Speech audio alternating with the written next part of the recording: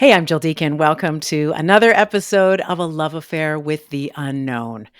Today I'm talking with Stephen Marche. He is a man who wears a lot of hats. He has been a professor of English, an author of several critically acclaimed novels, including an AI generated novella. He's been a journalist, an award winning columnist at Esquire magazine, and a podcaster. The man has navigated a lot of career shifts and leapt into his fair share of unknowns. Stephen's latest podcast is called Gloves Off. I love it. I've been telling so many people to listen to it, and now I'm telling you. It's an 8-part series about this period of terrible uncertainty for Canada, with punishing US tariffs, destabilizing the country, and a neighboring president who has made no secret of his desire to take over the country once he's brought Canada to its economic knees. There are a lot of uncertainties for Canadians at the moment, and undoubtedly huge change ahead. Navigating change and rethinking failure is something Stephen Marche has given a lot of thought to in his wide-ranging career. Stephen Marche, welcome to A Love Affair with the Unknown. Pleasure to be with you. Thank you for doing this. How are you feeling right now in this, historic moment for Canada? Well, personally, great. The world is falling apart, but I myself am doing quite fine. So that's a sort of a bit of a contradiction. But yeah, I mean, everything is very terrible, but I myself am quite happy. Good. Well, you must be happy with the sort of having been able to apply your anxieties that I know I say that only because you reference in your podcast having had some fears. But before we get into your fears and the podcast and how you're sort of tackling this moment creatively, do you think that Canadians are feeling as anxious now as we were back in January, February, when all this talk of Trump and 51st state and tariffs and so on began? I don't know if anxiety is the right word for it, because to me, anxiety is something that is sort of within you. And coming from a long line of people, including myself, with lots of anxiety disorders, if you don't have anything to worry about, that doesn't necessarily mean you're anxious. And sometimes with anxious people, the more critical the situation, the more an emergency you're in, the easier it is to handle your anxiety. I think Canada's in a much more we're in a better position than we were in February, only because we are aware of the crisis that we face and that we're preparing for it and that we're taking steps that we can. And I think being active and preparing ourselves to extricate ourselves from the United States, that the clarity that we've achieved intellectually on that matter, I think is very, it's not necessarily relaxing, but at least it's guiding. And that gives you a sort of a path. We're on a path now, which is a little easier to handle than when you don't know what path you're on. Your podcast sort of unpacks all the unknowns, and there are many, economic, cultural, etc. What do you see as the biggest unknowns right now that we that are forcing us to, rethink and recalibrate that relationship, that historic, long-standing relationship with the United States that's now utterly different? What do you see as the biggest unknowns right now for Canada? Well, I mean, in a sense, the podcast, which is about like how Canada should react to the United States, it grew out of my book, The Next Civil War, which, I was working on from about 2018 on to 2021, and which was about sort of deep structural problems in the United States. Inequality levels that are, like they literally have never been this high since the Revolution of 1776. Huge hyperpartisanship, the decline of the legal system. All of those things are starting to happen now in a very quick way, which is exactly how the people who understand Civil War talk about it. They call it a complex cascading system, which means that it goes along very calmly, and then everything starts to fall apart at once. I think we know that America is going to fall apart. The question is, A, what do we do about it, which is a very hard question for Canada to answer, and of course, what will the actual collapse look like? And that's even for someone who's spent a lot of time thinking about it, that's not really a knowable thing. right? Like Mm. we know that the trends go one way with the United States, but how it's actually going to play out is more or less impossible to know. So given that, I mean, you said earlier that you said the world is going to hell, but I feel pretty good. What and I know I it's a know very you're being selfish thought. Well, no, it just but I'm seems curious. funny. Go ahead. Well, I mean, it's just my relationships are in a good place. You know, I have lots of interesting work. The things that make up my little life are very nice right now. That's not the same thing as, but then like what the global rules based order is collapsing, right? And so that's a very terrible thing to live through. So, yeah, I'm kind of curious how you balance that. You have deep knowledge and well-researched understanding of, as you say, sort of the varied unknowns Hmm. and fearful possibilities, perhaps that of where we may yet get to. And yet, both things can be true at the same time. Tell me how you kind of personally navigate that balance between the big world order of doom and chaos and focusing on, my relationships are in a good place right now and the sun is shining, it's in a beautiful day. Kind of how do you balance that? Well, I think I have a very specific task, right? Like I think my job is to write what is happening, right? My job is to understand what is happening, to warn people, right? And I think that's a very necessary job, and that's a very important job in some ways. And I think and I'm doing it as well as I can. So in that sense, again, it's a question of having a path. Like my job is to understand what is going on under the surface and to write about it as well as I can and to get that writing into as many people's hands as possible. And when you have having a task of that nature kind of clarifies things in your personal life. I mean at least in your professional life. And so that's I'm not really dealing with it. Like, I mean, I don't think seeing America fall apart is not something that anyone is dealing with. It's just I know what I'm supposed to do in this situation, and I'm doing it, and that's sort of calming in a way. Well, Joan Baez says, action is the antidote to despair. So there's Right. that. You're taking action. I am. Well, I don't know if I'm taking action, but I'm good at, which is interviewing people, trying to understand what the situation really is, trying to figure out what the possible responses to that are. I do think that's really important at this time, and so I just try to do it as well as I can. It's not super complicated. I'd call that a form of action. You're working hard, and the podcast is evidence of all that work. Well, Tell you meet me, people who are really active, like people who really do take stands and really fight, and people who have to do things like resign from senior roles and impoverish their families to be decent human beings at this time. You hmm, meet lots of people like that. I'm not like that. None of those sacrifices have been. I'm not making any sacrifices. I'm just doing my job. So that to me, like the real people taking action, or they can sleep well at night. I'm just basically doing my job. hmm. I think Joan Baez is talking about those people, Sure, not she is. not little She people like me in my little house in Toronto, she is, but I think talking to people. in the spirit of helping people manage what can feel like overwhelming, crippling, fears about the uncertainty of our world, I Yeah, think that is a reasonable strategy. We can't all give up everything and stand on the front lines, but finding a way to feel purposeful is itself. Um, a soothing strategy, if not a sense of purpose and a sense of taking some kind of action towards greater understanding, at least, is what I see you right. doing.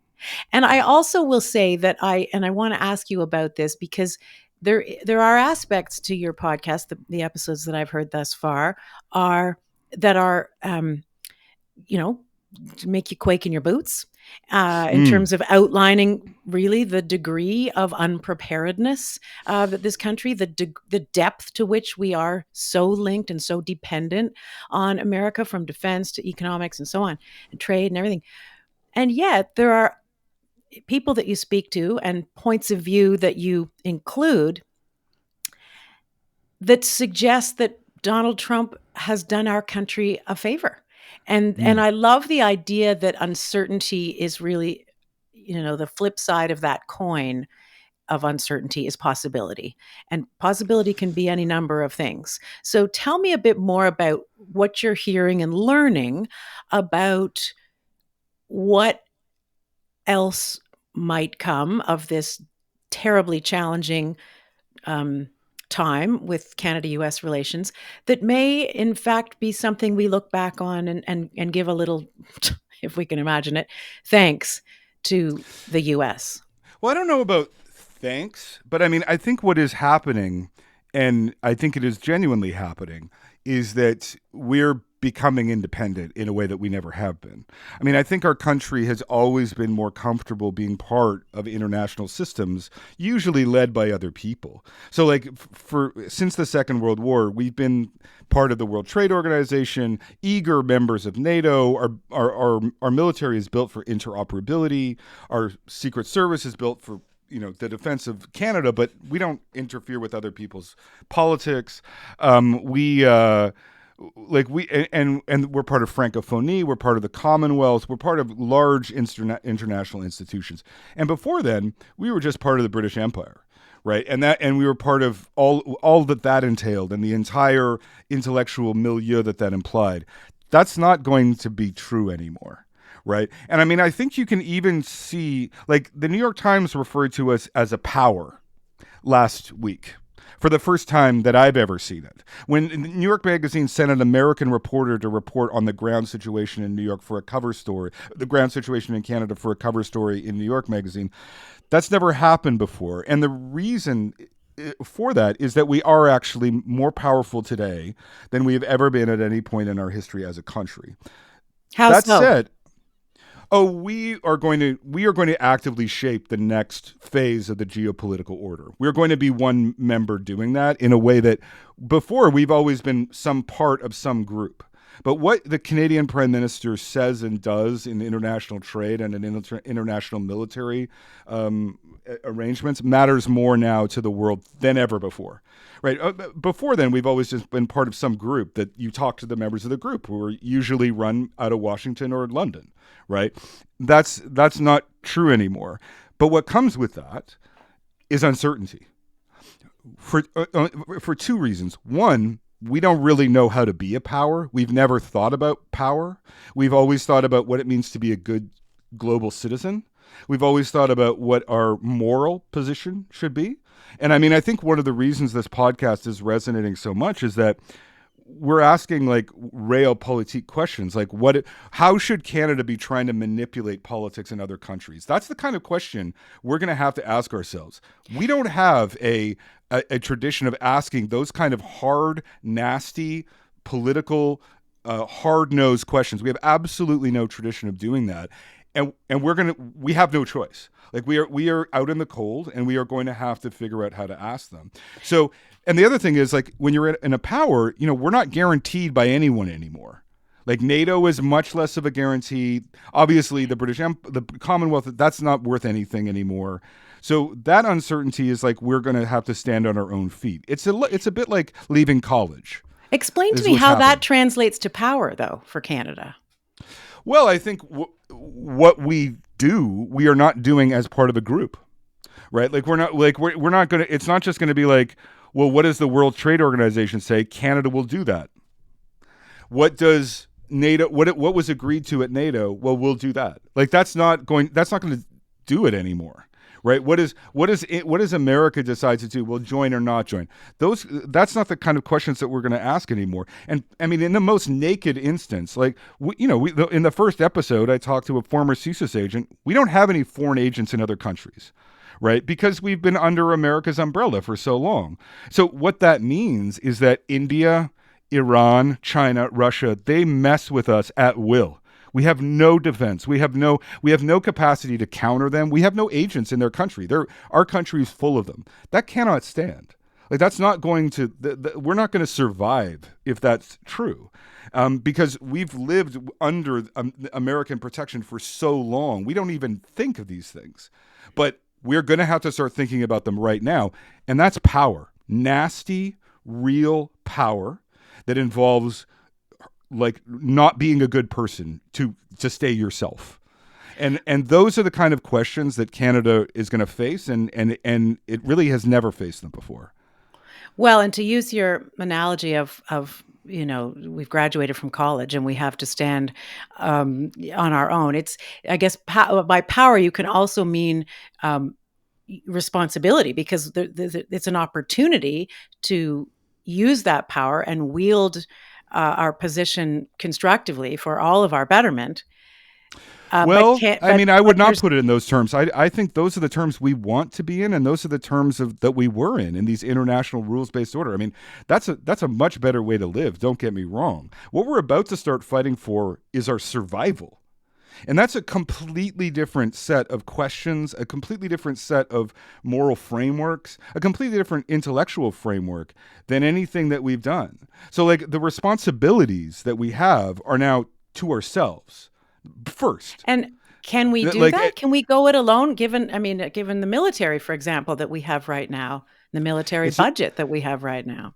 well, we are talking about drastic changes to the national structure. I mean, you haven't heard the episode, but I mean, I do make a case for whole society defense. I do think we What do you mean need by that? whole society defense is what countries like Finland and Estonia and Poland use to basically not have Russia just take them over at will.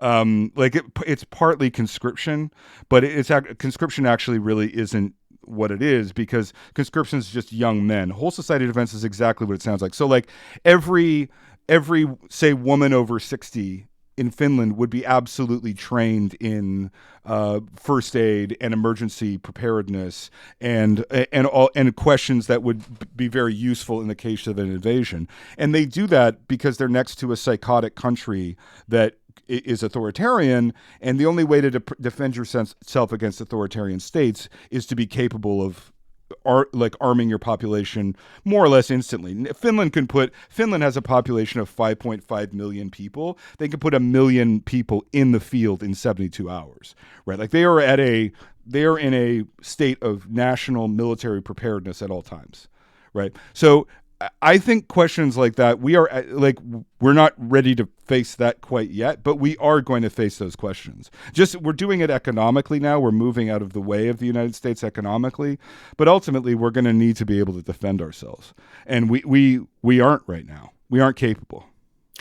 I mean, I mentioned earlier that sounds like that's extraordinary change, as you've pointed out. I mean, Yeah. that's a transformation of the ways that we live, what our daily lives look like, not to mention Yep. our sense of identity of what it means to be Canadian, because a lot of that flies in the face of some notions that a lot of people cling to about as you've described, like historically the kind of role that Canada has played.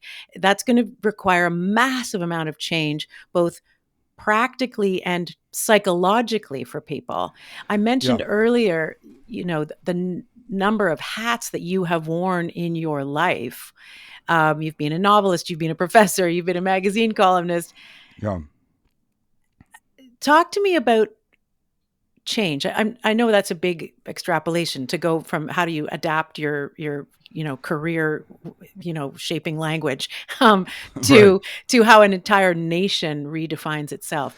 But in broad terms, what do Yeah. we have to do and think to handle extraordinary change in who we think we are?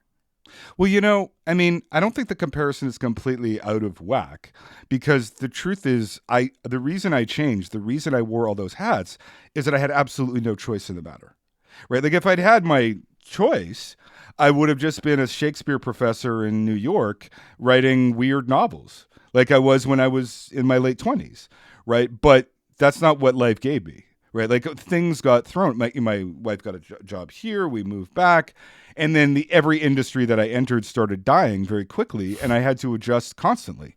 Right, and I was never, and institutions were not interested in people. Certainly, Canadian institutions were never interested in people like me, and so I never I never had a home.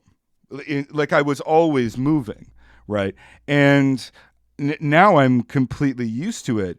But, like, the key is to roll with the punch. But it's very, like, you ask how you do it.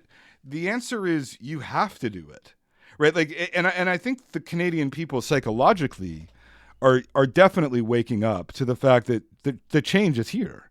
Like, it doesn't matter if you want it or what values or what, like, or how you'd prefer to live this way. You don't have a choice. Like, if you want to stay Canadian, if you want to have the things that we have, if you want to be the people that we are, you're gonna have to adjust to just to survive.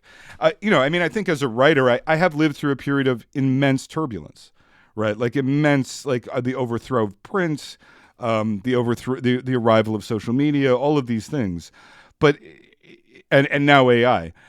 I think. I mean, I've been sort of helped by that because I'm curious and I like to, and I'm interested in many things. But there's no choice about adjusting. It's either adapt or die. Like those really have been the choices presented to me. If I'd had a stable job, like I don't think I would have left. I don't think I would have adapted at all, right? But you know, when reality changes, you have to change with it. There's no other way. I love the word you mentioned. The word you're curious, and Yeah, curiosity is just a word that I'm a little bit obsessed with at the moment because I feel it's yeah. so essential to navigating hard shit and Mm. almost reframing hard stuff in with a different eye. I mean, do you tell me a bit more about do you think that you're naturally curious and you just sort of thought, okay, well, this isn't working out. What else could I do? Like, or is that something, did you have to really work at that? Did you have to, what were your, how do you make yourself curious and Oh, therefore a little bit optimistic about what else might be? well, I'm not. See, I mean, you say, how do you make yourself optimistic? How do you make yourself curious? I mean, I'm not even lying when I say I wish I were less curious. Like, I mean, I think I have curiosity as a mental disease. Like, I regularly wake up in the middle of the night from curiosity, right? It's actually not even that pleasant. Like, I know it sounds like, oh, what a blessing. Like I have curiosity that's like, it's borderline pathological for sure. And I mean, I've been able to turn that into lots of different. I mean, that's why I only work on things that I'm curious about because there's no other reason to do that. But I don't think it makes anything easier except working is easier because you're curious about it. But I don't know. I mean, I genuinely, without like, I know this sounds weird, but I genuinely wish I could escape my curiosity at some point. Hmm. Like it leads to mania. And I mean, I don't want to be naive and Pollyanna about the idea of, oh, let's just be curious about what it might like to be a different kind of nation. It is an Right. element of open-mindedness and adaptability to change. But I mean, the idea of Canadian, you use the word conscription, and even though you say that that's not the whole uh, package of the way they do things in Finland and so on, that word alone, I mean, I have 3 sons in their mid and early 20s, and the feeling, even now talking to you, in my gut and in my, you know, chest of conscription, and those they're all artists. I mean, the thought of them actually having to do anything militarily just A, makes no sense, and Well, B, there's fills lots me of with dread. Like, are we willing to are we ready to defend our country? well, there's a couple of things that look like I know it's very strange to think of Canada being that way, but every time we've had to adapt, we've typically gone from having no military whatsoever to going on a completely militarized footing instantly. That's what happened in World War One and World War Two. We just went absolutely insane. We adapted within, I mean, literally within weeks to being a fully militarized society. I think the other thing you really have to remember about Canada that's a little different from the rest of the world is that we're so much more educated than other people. I mean, I don't think people really talk about that. 76% of Canadian women have a tertiary degree. 3 out of 4 women that you meet on the street have higher degrees. That's totally out of control when you compare it even to European countries, certainly compared to America. Like, we're way, way, way more educated than America. And how does that help us in this instance? Well, I mean, that is the key to change, right? That is the key to adaptability. I mean, that's why we are so much more multicultural. That's the way we're the last multicultural society standing. That's why we're like that. That's why we were able to vote for Mark Carney, right? That's why we have much more capacity to resist than we might think. Is that actually we have a lot of abilities. I mean, we never ever talk about our strengths, right? Like that's like not part of the Canadian nation. We never boast about it, but we actually have quite a few, and that would be right at the top of the list. As for like the possibilities of conscription, countries pick that up for a lot of reasons. I mean, one thing that it does is it unites big countries that are really divided in terms of economic divisions, in terms of geographic divisions, linguistic divisions. I mean, we have this crisis of young men. We have this is very much a part of the solution to that. We increasingly have environmental crises all the time. This is also partially a solution to that. Tell Right? me how. Tell me what you mean. Well, draw those lines for me. Well, you suddenly have every man and woman between the ages of say 18 and 20 working for a unified government agency that need tasks, right? So like this is what they're used for in lots of countries, Finland, Poland, and so on, like South Korea. Like conscription, we're talking about national service here. We're not talking necessarily about military. Like it's not like here's a gun, go Right. into a field, right? Like there are many ways to adapt it. I actually think the problem is not the Canadian people, and it's not even the Canadian psychology. It's the institutions, right? Because our institutions have been built around, extreme inertia, and also since the Auto Pact of '65. Everyone who's really succeeded in these institutions has done so because they're good at integrating with the United States. And when you talk to a lot of these people, I mean, not a lot of them make it in the show because we're not really interested in their perspective, but a lot of people think, why would we make any changes? America's going to go back to normal once Trump's out of office, and we'll just go back to being, plug and play with the American military and integrating into their huge consumer base and so on. I mean, I did the research in the next Civil War. Donald Trump is just a symptom. Like, America is not headed towards a course that Canada wants anything to do with. We want to get out of this bus before it goes fully off the cliff, and it's practically off the cliff now, right? So we need solutions to that. I think whole society defense is one of them. I think the problem is not necessarily your arty sons. Like the problem is the generals who are like, I don't want Jill Deacon's arty sons. Like, I want my elite, my elite snipers who kill people from 2.5 miles away.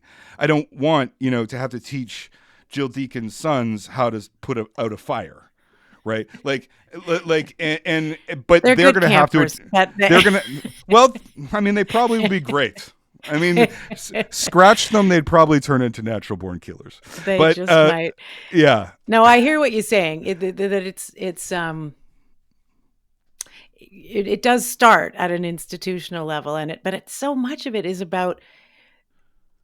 I just feel like this moment and what we choose to do with it, we are, in a heavy pivot, a fast pivot. And there are a lot of people very concerned about the things being done in the name of Canada right now, and the fast tracking of, and disregard for, or the fear is disregard for environmental concerns and Indigenous concerns around development and pipelines and defense and all the things.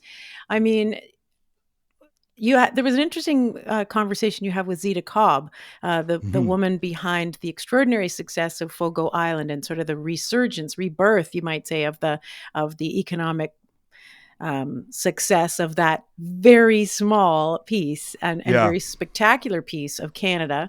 And you sort of asked her as the sort of financier behind the success of the Fogo Island Inn and all its ensuing businesses that have really developed that part of Newfoundland. You asked her, okay, blow that open for me? And if you were in charge of Canada, what's your vision of how we might invest in different parts of this country and strategize and develop based on our strengths, the model that she used in Newfoundland? And I mean, it's really exciting when you hear her describe the possibility, and we need to invest in regional air, connecting and getting ourselves to know one another better so that we can work better together in, Yeah. defense or whatever it is. And yet it all feels like it's going to take a long time, and that's maybe not time that we have. How do you feel about this moment and how quickly things have to happen and how significantly they have to change? Well, we've already led to our decisions have already led to pretty steep declines from U.S. trade. Like, we've already diverted huge quantities of our trade to Europe and Asia basically overnight. I mean, you're dealing with huge systems here, right? Like, the Canadian military, it's just massive. It's just like the hierarchies involved in it are just enormous. I honestly feel like the Canadian people get it. The Canadian people get it. Like, I think they fully get we're in a crisis situation, and this is going to lead to a lot of unpleasantness. Like, it's not going to lead to being good. Like, it's not going to make us a better country. It isn't. We have to get to be a tougher country now. We have to get to be a stronger country now. And that's not the same as being a good country, right? The question is, will the institutions on which we Canadians put so much reliance, right, on which can they actually pivot with the speed that the Canadian people want? And I think that is literally the test of whether the country is going to survive, is whether people in all aspects of these institutions overcome the inherent inertia of these bureaucracies and the inherent inertia of, sleepy Canadian, we don't matter existence to do what needs to be done. I actually have a lot of hope.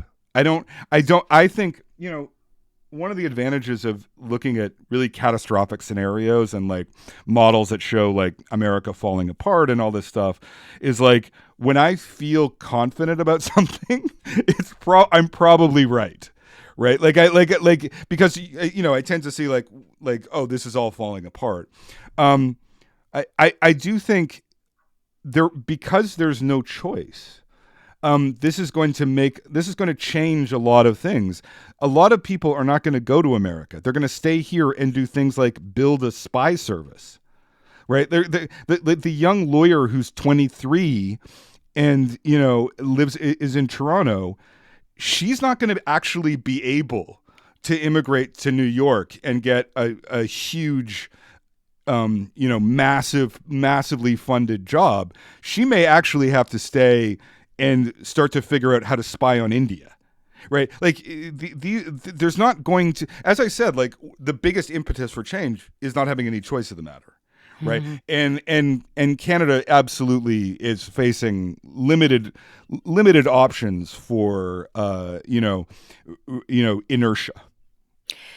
Okay, facing change that's just inevitable and non-negotiable. That's my pivot a little bit to something that's equally inevitable and present and must be adapted to, and maybe even more as fear-inducing or more for certain people, and that's AI.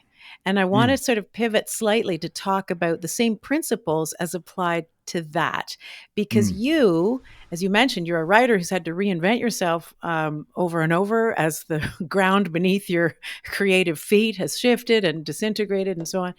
Yeah. You have written an AI generated novel. Not, I'll get my outline or some loose ideas from AI. This was the first, in fact, it was the first AI written novel to be reviewed by the New York Times. So tell me about your attitude to that, because that was a choice. I mean, it's not an inevitability that a novel needs to be written by AI, but the presence of AI, the reality of AI in our lives is here and can't be avoided, no matter how much we don't like it. Tell me what you say to people who are really fearful. And almost everybody I know is really predominantly fearful about the unknowns of AI. Well, I mean, AI is unknown in a way that nothing else is.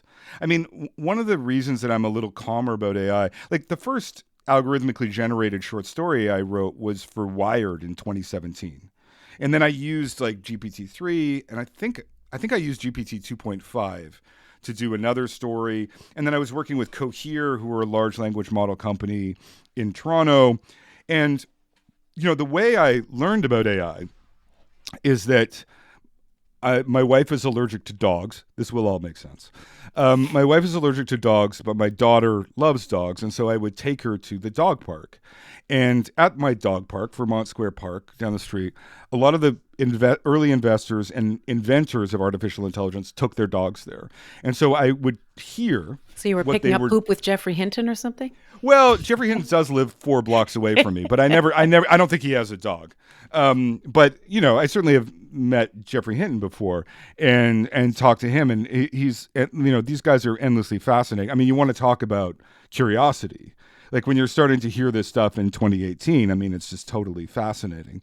But for the New Yorker, I wrote a piece about the transformer, which is the T in ChatGPT. It's the architecture that all of this stuff comes out of. Right, it's the architecture that really allows AI to scale and to create these meaningful effects and so on. And no one who invented the transformer knows what it is. Like, no, they don't know why it does what it does. If you like, Isn't that a bit alarming? when I asked Noam Shazir, who is a great genius, like Noam Shazir, like he invented Google AdSense. He invented a lot of major pieces of technology, and he was involved in the transformer.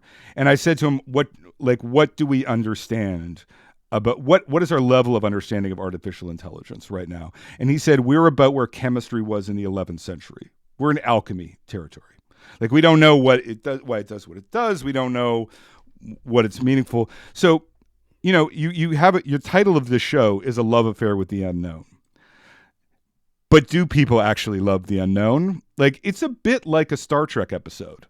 Like, we've all come up and there's this new force in the sky. And it does all this crazy stuff that we don't understand.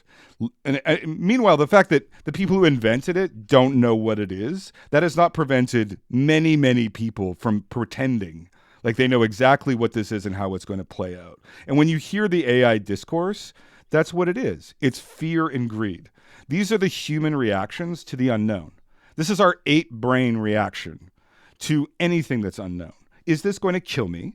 Can I get rich off of it? And I guess the one would be afterwards could be can I sleep with it? But we know that we're going to do that with AI. But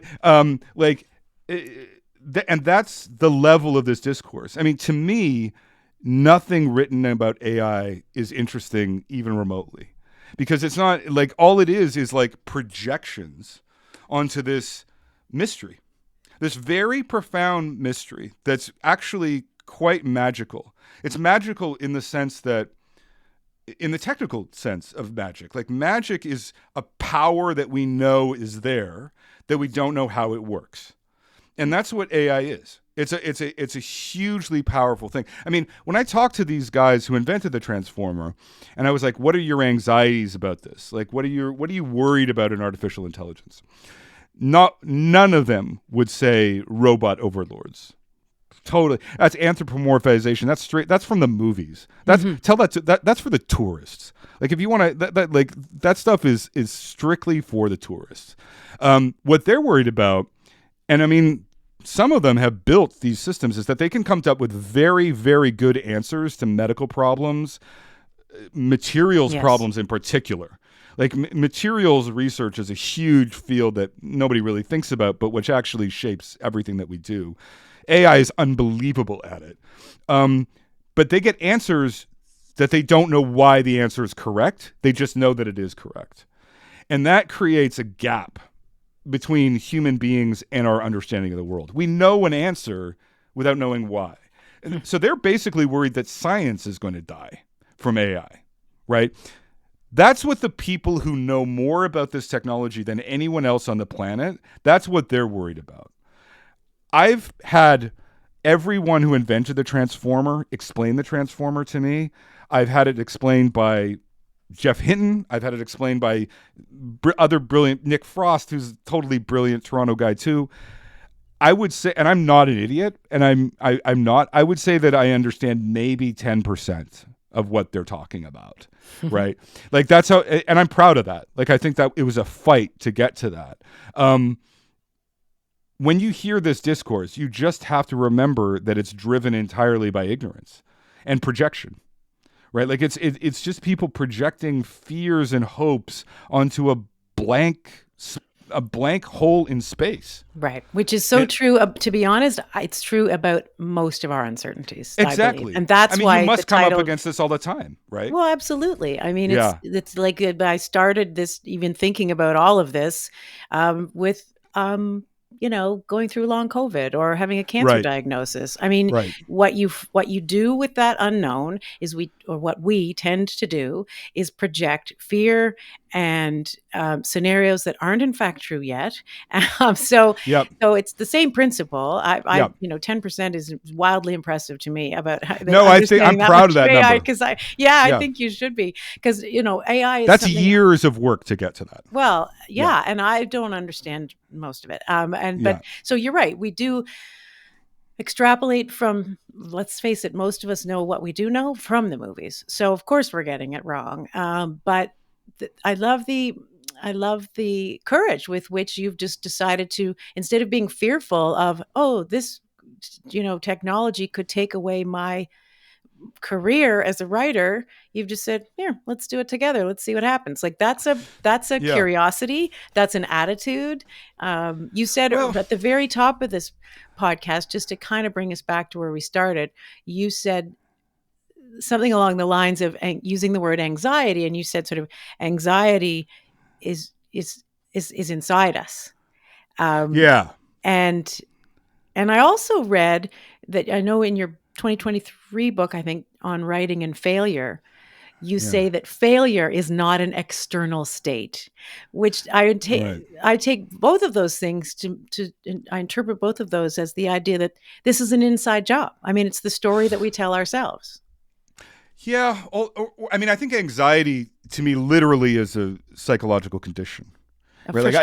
Like, to me, that's not a, like when people say, well, aren't you anxious about the future? It's like, well, that's not really the right word. I have anxiety, but if the world were, if we were back in the 90s when everything was like history's over, who even cares about politics? I was just as anxious, right? Like, do you know what I mean? Like, it's not really related to reality.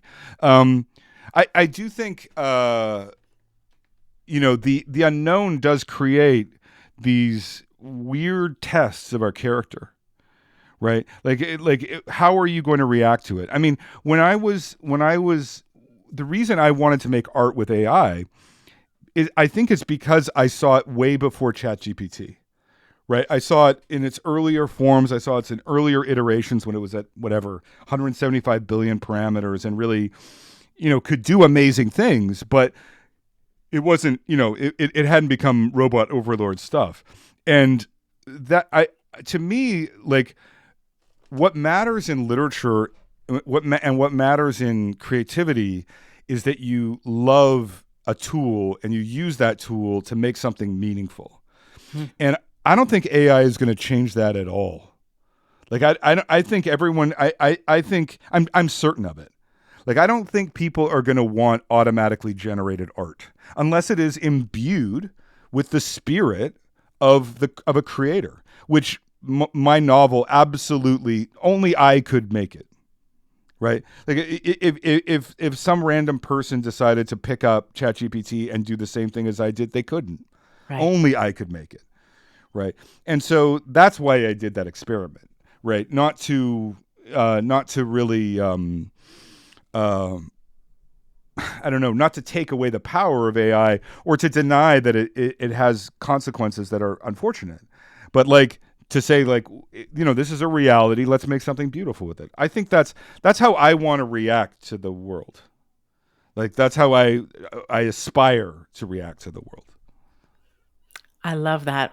I think that's a beautiful note to end on. This is the reality of the world. Let's make something beautiful with it. That's right. It Yeah. may not be beautiful, may not be the word we use to describe the outcome for Canada, but we certainly have to take what the reality that we've got and make something from it. Stephen, I said it before, I will say it again. The Gloves Off podcast is fantastic. Thank you for making it. I feel like it's very helpful and essential listening for every Canadian at this moment in time. So bravo on that. And thank you too for this conversation today. It's been a real treat.